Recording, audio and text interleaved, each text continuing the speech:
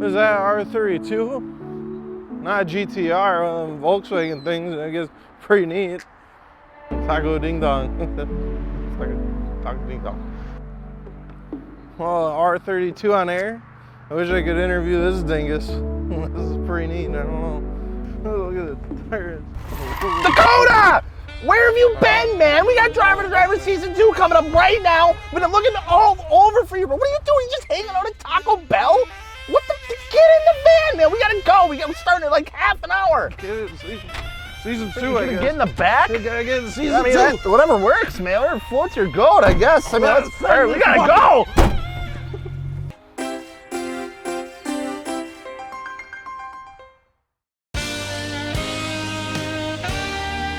Holy shit, I'm back. The first Volkswagen Golf was produced in 1974. In 1974, there was a 55-mile-an-hour speed limit imposed to save gas usage. This didn't affect Golfs because they could barely hit 55 miles an hour anyways.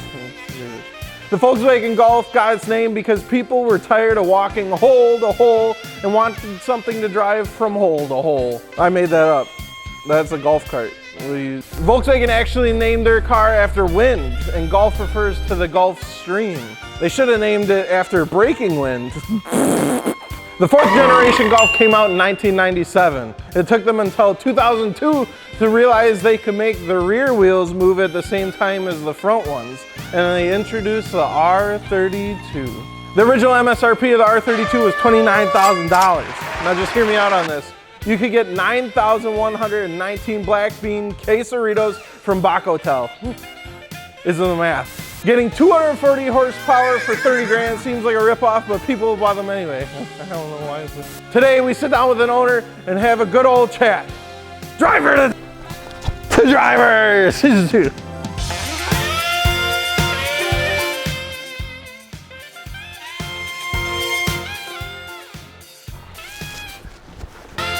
Hi, I got a desk now. This is an expensive desk, but welcome back to Driver to Driver! The first episode of season 2. Lucky enough today we have Cousin Eddie. Cousin Edgar. We have Edgar, he's coming. Cousin Eddie. Cousin Edgar thing. Careful. How you doing? I'm good, how are you? I'm doing, season 2, Driver to Driver. All right, let's not beat around the bush. How much did you pay for that glorified GTI? I paid roughly around $10,500. $10,500? $10,500, man. That's not too bad. How many miles are on it? 150. 50, bro. You bought that with 150,000 miles? No, I've put on roughly around 20,000 since my ownership. Okay. So, bought it at around 130. 130, big math. Big math. Some math, you know? You feel like that was a good deal? 10K for a 130,000 mile GTI?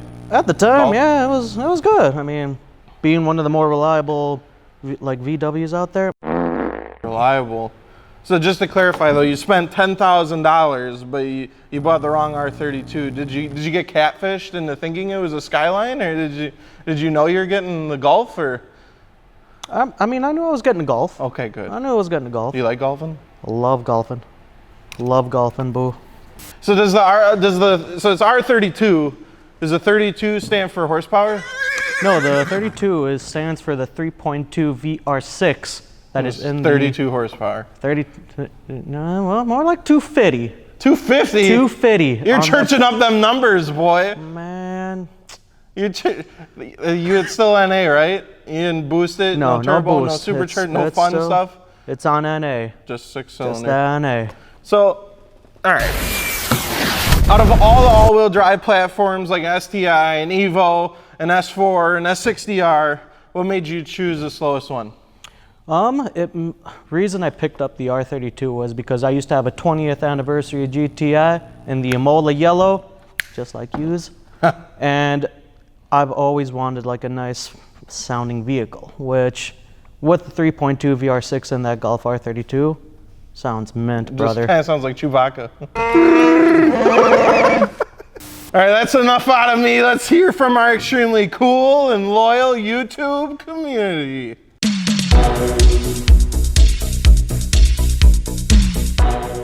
All right, Nick Leafs asks, what are the downsides of owning this car?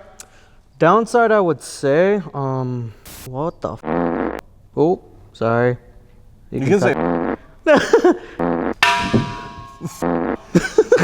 Honestly, one of the downsides, I haven't really found any, besides the issues that I've come across, which would be... Hey, we'll get into that. Don't you say nothing about that stuff now. We'll keep moving forward. Golden Panda wants to know, what's more crunchy, a Doritos Locos Tacos or the rust on your fenders? Probably the rust on my fenders. Yeah, I agree with that. Yeah, rust on the fenders is a huge issue on the Mark IV platform, I would say. Yeah. So it's crusty, but it's still trusty. You think you ever fix the rust? I think that's what most Mark IV guys say. They're just like, I want to, but you that's know. the rust. I mean, if I'm gonna daily it, if it's a half daily driver, I'll just kind of run it right now. Yeet it. Stanley Mash Shaver asks, does the interior smell like crayons? Yes, it does.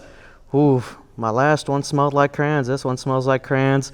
Feels like I'm back in the homeland again. You know why that is? You know why it smells like rust? Or Like rust? You can smell rust? you know it smells like crayons? Why? Because of the wax they put on the undercarriage to prevent rust. But That don't work too well. no, it just smells They like don't. crayons, doesn't rust. Nice hat. Thank you, nice. Patrick Mazingo asks, what's it like telling people you own an R32 and they ask if it's the GTR and then you have to say no, it's a Volkswagen R32? My soul dies inside every time. Are you okay? Because I can imagine that hurting a little bit. I'm okay. You're okay? Good. I promise. Dennis Murphy is interested in the production and asks, does the check engine light really come on from the factory? I mean, the last two I've had, yeah, like they've been a little dickered with. You've so. had a few, couple two tree Couple two tree friend. check engine lights? Check engine lights, always Volkswagens, BMWs too, but that's not important. Check engine lights and crayons, Volkswagen. Chris Shoemate asks, why did my wife leave me? Well, buddy, you know what kind of? Vitherson B is curious and asks, why a Mark IV pilot? Because they like to fly. What does that mean? They believe they can fly. Mark IVs believe they can fly? Yeah. How much of that tequila did you have? What the? All right, that's enough out of the YouTube community. What issues have you had with your Gulfstream? So, a couple 2-3 years ago, I was coming back from my old lady's house. I was going through a construction zone. I was riding dirty low, and well, I cracked the pan. Were you still on air? Yes, I was. So as I'm riding through, So you went through a construction site aired out? I don't want to. I don't. What point? Why do you think that was a good idea? Well, Why would you ride dirt nasty low in a construction area? That's like the whole point of air. You can't cinnamon twist your way out of this one, pal. Look, I made a mistake. Once the indication lights started flashing, I knew something was wrong. Did you just have oil all everywhere? Well, there was a nice skid streak as I was looking back in my rear view, just In your underwear or on the pavement? both. Okay. Because at some point in time, once I saw that streak of oil, I knew my pants were gone too. Hell yeah. What What other issues have you had with it? There's this weird intermittent issue right now. Weird intermittent Issue issue that's been going on where it's been shutting off on drive-thrus. I went through Wendy's last week. As I'm just waiting there to pay, it shuts off on me. So just specifically through drive-thrus, the car shuts off. Yeah, I think it hates Wendy's. Is it just Wendy's? Or is it any drive-thru? Went through Panera too. I was really sad it happened at Panera, but No, big Panera. I think it might be some sort of a sensor. Something needs to be got. But only through the drive-thru. No, only drive-thru. Only drive-through. That's some weird issues. I've never heard of a Volkswagen that only shuts off in drive-thrus. Is that a Volkswagen thing? Is that what you beat-up guys do or what? No, I don't like hard parking in the drive-through, especially when you're holding up a line. It Maybe ain't my you're just thing. aired out and you can't move forward. You're just stuck because you're aired out. You try that? Crack oil pan and drive-thru? Well, you know, it only happens through construction, bro. Well, word on the street is you've had 2 airbags that are leaking a little bit. Yeah, just a wee bit. That's fine though. It holds pressure. Like I can still. This air ride just seems like a bad gig for you. No, it's fine. I promise you. You're learning? I'm learning, Okay. Dad. Sorry. What mods you had done on that bad boy? So currently, right now, very simple mods. Got me a nice little short shifter, you know, so I can bang some gears, and got that Bang the good. pavement. Got that that Chewbacca exhaust. The short shifter don't do that. No, but the exhaust do. Oh, the exhaust do be like that sometimes. The pipes do like Okay. sound good. So you got short shifter, exhaust, airlift, obviously. Airlift, broken lift. Rotiforms? Rotiform SPFs, 18 by 8.5 plus 35. Wheels, tires, suspension, fitministries.com. Ding dong. So how long have you had this car? Had it for almost 4 years. 4 years and you put a short shifter in? Yeah, it's good. What up? It feels Why didn't good. you put like a turbocharger on it? No, that's too Supercharged. expensive. Yeah. Broke boy status. Come on. Broken oil pan boy status. That too. Broken drive-through status. Hey, nice jacket. Hey. What advice would you give to someone wanting to pick up an overpriced GTI? Honestly, besides those small issues that I've had personally, it is a good vehicle. It's fun to drive. Sounds great. I would recommend it.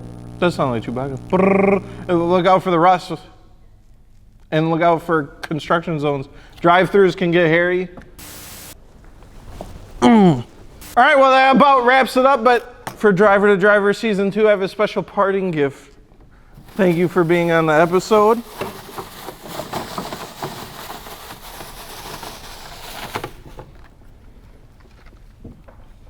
Very own edition of NASCAR Revolution. Oh, hell yeah, brother. Yeah, you can play that in the drive-thru when you're stuck. Thanks, Cousin Edgar, for letting us poke some fun at him about his golf windstream thing. Don't forget wheels, tires, suspension. Fitministries.com.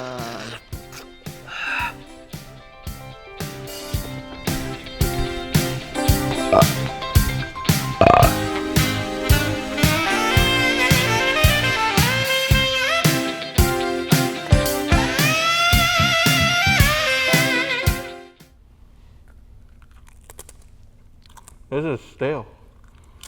Yeah. That's what I imagine rust tastes like. Oh, hey, don't take my finger. Why? That's the rust for. Thank you. Yeah. Thank you. Yeah. Have a good night.